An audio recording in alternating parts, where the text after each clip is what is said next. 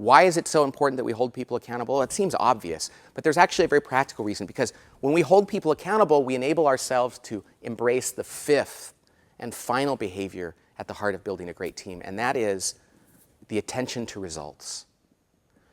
If we hold people accountable, then we will do our very best to make sure that the organization, the team, is focused on the collective results of the team rather than their own individual results. See, that's the thing. People say, well, what would they pay attention to other than results? Well, they'll pay attention to their own results, their department, their career, their budget, their status. This happens all the time on teams.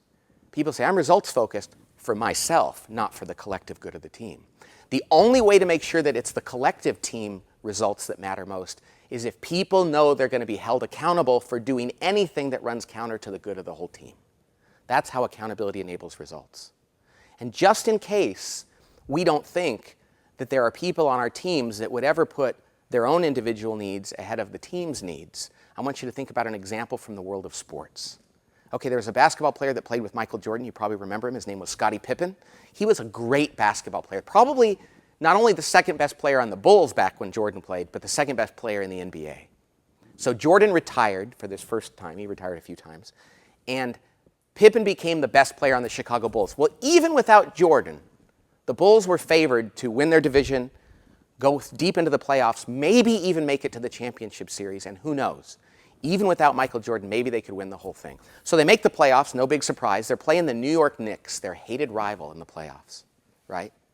So it's a tie game, national television, 20,000 people in the arena, and it's a tie game, and the ball goes out of bounds off one of the Knicks. So it's Chicago Bulls basketball. They call timeout. So with like 1.8 seconds to go in the game, timeout, Phil Jackson, the famous coach of the Bulls, calls the team over to the sidelines, and he diagrams a play for them to take the last shot to win the game.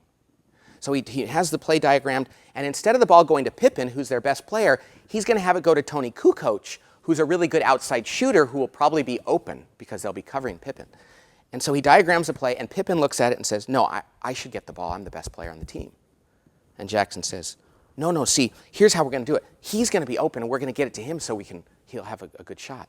And Pippen says, no, I should get the ball. And Jackson says, no, see, he's going to get the ball. And Pippen says, well, if I don't get the ball, then I'm not going to play. If I don't get the ball, I'm not going to play. And they were like, okay, you're in for Pippen. Pippen sat on the bench. Everybody went out on the court. The fans were like, why is our best player not out there? The announcers were like, did he get hurt? Did he foul out? What's going on? Nobody knew that he just opted out of the game because he wanted to be the guy. Well, they made the shot, won the game, irrelevant.